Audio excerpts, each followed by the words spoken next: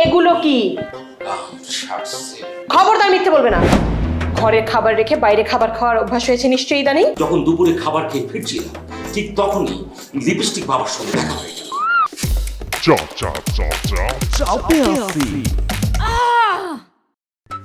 আর বলিস না দোস্ত, তোর ভাবি কিছুদিন পর পর আমাকে সারপ্রাইজ গিফট দেয়।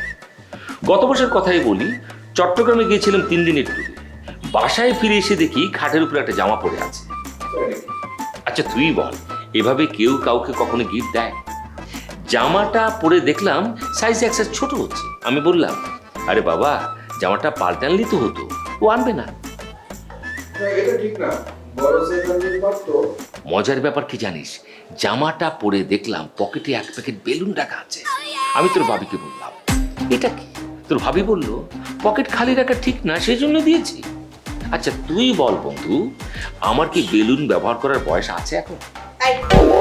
ফোন রাখো, বাসায় এসে আবার অফিসের কথা কি? আমার কথা শোনো। জি বস, জি, এবং কালকে সকালের মধ্যে আমি কাজটা সেরে ফেলবো। জি বস, ধন্যবাদ। এগুলো কি? ইয়ে ডার্লিং, শোনো না, বরিশাল থেকে আমি যখন ফিরছিলাম তখন ওই লঞ্চে আমার পাশে একজন মহিলা দাঁড়িয়েছিল। লঞ্চ যখন হঠাৎ করে ব্রেক করলো, ওই মহিলা আমার উপর এসে পড়লো। ডাক্তার মনে শেষ হয়ে গেছে। মিথ্যে বলার জায়গা পাও না না? লঞ্চে কবে থেকে দাঁড়িয়ে যাত্রী নেয়? নেয় তো, লঞ্চ তো এখন মেট্রো রেলের সিস্টেমই চলছে। সিটিং যাত্রী কম, স্ট্যান্ডিং যাত্রী বেশি। খবরদার মিথ্যে বলবে না। ঘরে খাবার রেখে বাইরে খাবার খাওয়ার অভ্যাস হয়েছে নিশ্চয়ই ইদানিং। না হলে তোমার শার্টে দাগ লাগে কোত্থেকে শুনি? মহা বিপদে পড়লাম, কি বা বলি এখন। শোনো তাহলে লিপস্টিকের কাহিনী। বরিশাল শহরে এক হোটেলে যখন দুপুরে খাবার খেয়ে ফিরছিলাম ঠিক তখনই লিপস্টিক বাবার সঙ্গে দেখা হয়ে গেল। লিপস্টিক বাবা, এটা আবার কেমন নাম? উনি মেয়েদের মতনই লিপস্টিক দেয়, তবে শুধু ঠোঁটে না, হাতে, গলায়, মুখে সব জায়গায় ওনার লিপস্টিক আছে। সেজন্য সবাই ওনাকে লিপস্টিক বাবা বলে ডাকে। তারপর? বাবা আমাকে দেখে বললেন, এদিকে আয় বৎস, কাছে আয়। আমি কাছে গেলাম।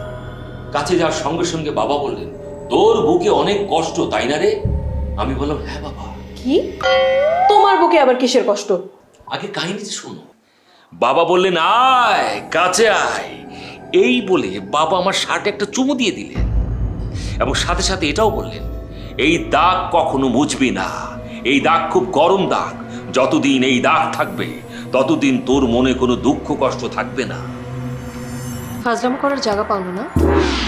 একদম বানিয়ে বানিয়ে গল্প বলবে না, সত্যি করে বলো এই দাগ এলো কোত্থেকে? আচ্ছা এবার সত্যি করে বলছি, লঞ্চে যখন বরিশাল থেকে ফিরছিলাম তখন মাঝ নদীতে ডাকাত পড়েছিল। ওমা, তাই? আগে বলনি তো, তারপর কি হলো? 4-5 জন লঞ্চে উঠলো, তাদের মধ্যে একজন মহিলা সর্দার নিয়েও ডাকাত ছিলেন। তিনি স্টেট সবাইকে বললেন, শুনুন ভয় পাবেন না, আমরা কারো কাছ থেকে কোনো কিছু নেব না, আমরা এসেছি দিতে। ডাকাত করবে শুভ কাজ। আরে আমাকে বলতে দাও না। আচ্ছা বলো। তারপর সর্দারনি বলল, এই লঞ্চে একজন হ্যান্ডসাম যুবক আছে, তার সাথে আরেক মহিলাকে দেখিয়ে বলল, আমার বোনকে তার সাথে আমি বিয়ে দেব। তারপর সবার সামনে আমার দিকে আঙুল তাক করে বলল, এই সে হ্যান্ডসাম যুবক। সর্দারনির চোখে সমস্যা আছে, তাকে ডাক্তার দেখাতে হবে। শোনোই না, সর্দারনির কথা শেষ হতে না হতেই সেই মহিলা আমাকে জড়িয়ে ধরল। তখনই মনে হয় এই দাগ লেগেছে। এই কথা? তাহলে কই তোমার সেই বউ কই? আরে আরেকটা বউ দিয়ে কি করবো? তুমি থাকতে আমার কি আরেকটা বউর দরকার আছে? মিথ্যে বলার জায়গা পাও না না? আজ তোমার খবর আছে, দাঁড়াও। আমার পেটটা জানি কেমন ফুটফুট করছে, কেমন জানি নিম্নচাপ।